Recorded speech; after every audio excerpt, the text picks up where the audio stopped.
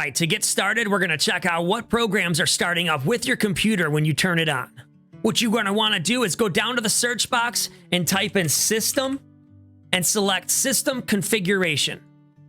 Once you're on this screen, go ahead and select the Startup tab. Then select Open Task Manager. Once you're on this screen, it'll show you every single program that wants to start up or is starting up with your computer when you turn it on. If you see anything on this list that isn't supposed to be here, simply go over here, select it, and then disable down here. Make sure that you never disable anything that has to do with your system, like audio or a video card. So to be clear, everything on this list should be disabled unless you want it to start up with your computer when you turn it on. When you're done making changes, go ahead and close out that window. All right, the next thing you're going to want to do is go over to the Services tab. Services is another name for any type of an application or program that runs with your computer. The first thing you're going to want to do is select Hide All Microsoft Services. That way you don't accidentally disable something you're not supposed to. Next, you want to go through and scroll through this entire list and make sure that you uncheck anything that you don't want starting up with your computer when you turn it on. When going through this list, be very careful that you don't uncheck anything that has to do with your actual computer, like your video card or your audio or your processor. If you ever have any questions about any of these, about which ones you should disable or not, go ahead and ask Google which one they are and if it's okay to uncheck it or not. That way you don't accidentally turn off something you're not supposed to. So again, you're going to go through and uncheck everything on this list that you do not want starting with your computer, and you're not going to uncheck anything if you're unsure without asking Google first.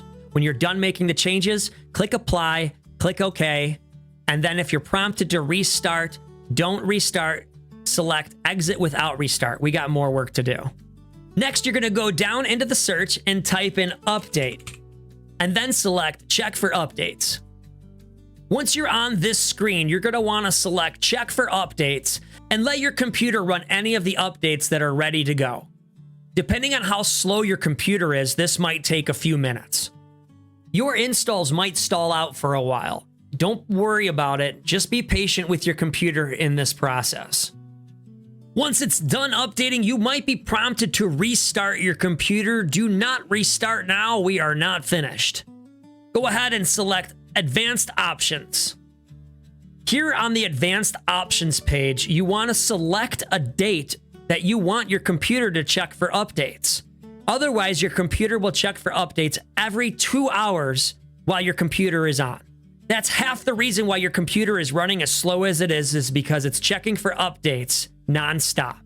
So you select a date when you're not going to be using your computer, when your computer will be on, and it will run the updates for you when you're not using your computer, and it won't slow you down while you're at work. I like to choose Sundays because I'm never on the computer Sundays. I'm with family. When you're done selecting your update time, go ahead and close the window. Next thing you're going to do is go down into the search and type in Run and select the Run System. Then type in Temp and select OK. Once you're in your temp folder, go ahead and select everything in it and right-click it and select Delete. Sometimes files are in use and you won't be able to delete them, so go ahead and select Do this for all current items and select Skip. Once you're done in this window, go ahead and close it out. Next, go ahead back down into Search and type Run again and select the Run System. Then type %, temp, %, then select OK. Do the same thing that you did in the other temp folder. Select everything, right-click, and select Delete. Again, some folders might be in use, so you'll have to select Do this for all current items, and then select Skip. Once you're done deleting everything that you can in that folder, go ahead and close it out. All right, and the very last thing that we're going to do, go back down into the search, type Disk, and select Disk Cleanup.